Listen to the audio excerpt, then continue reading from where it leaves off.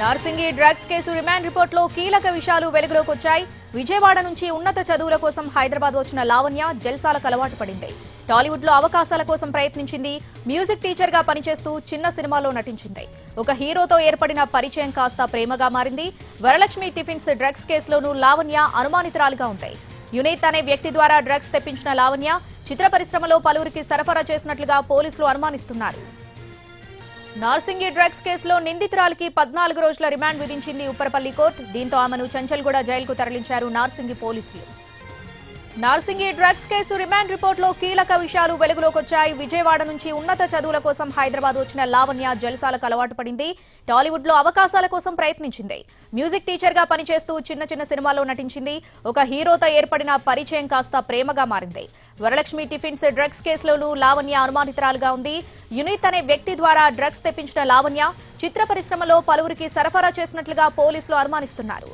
Narsingi drugs కేసులో నిందితురాలికి 14 రోజుల remand విధించింది ఉప్పరపల్లి కోర్టు. దీంతో ఆమెను చంచల్గూడ జైలుకు తరలించారు నార్సింగి పోలీసులు. దీనికి సంబంధించి పూర్తి అప్డేట్స్ మా crime input editor Ramesh Vaitla phone ద్వారా అందిస్తారు. రమేష్ వైట్ల, ఈ కేసుకు సంబంధించి రిమాండ్ రిపోర్ట్ లో ఎట్లాంటి కీలక అంశాలున్నాయి, డీటెయిల్స్ ఏంటి?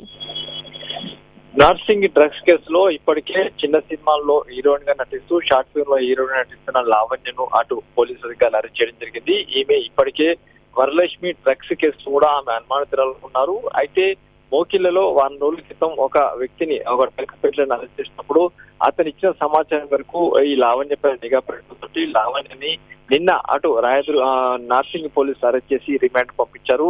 రిమాండ్ సమయంలో పలు కీలక అంశాలు కూడా పోలీసుల ముందు ప్రస్తావించడం జరిగింది. దీంట్లో పలు విషయాలు అంటే ఆమె విజయవాడ నుంచి ఉన్నత చదువుల కోసం హైదరాబాద్ రావడం జరిగింది. హైదరాబాద్ వచ్చిన తర్వాత జల్సాల కోసం అలవాటు పడిపోయి ఇక్కడ పూర్తిగా టాలీవుడ్ వైపు ఆకర్షితులై ఆమె ఒక మ్యూజిక్ టీచర్ గా మారిపోయింది. ఆ తర్వాత కొంతమంది పిల్లలకు మ్యూజిక్ నేర్పిస్తూ ఆ తర్వాత డ్రగ్స్ కు అలవాటు పడిపోయింది. ఆ తర్వాత డ్రగ్స్ నుంచి బయటకు రాలేక ఆమె డ్రగ్స్ కు అలవాటు పోయి డ్రగ్స్ అమ్మడం కూడా మొదలుపెట్టడం జరిగింది. అయితే యూనివర్సిటీ దగ్గర నుంచి డ్రగ్స్ ని కొనుగోలు చేస్తూ ఆమె తీసుకుంటూ కొంతమంది కూడా డ్రగ్స్ అమ్మినట్టుగా ఇప్పుడు పోలీసులు అనుమానం వ్యక్తం చేస్తున్నారు.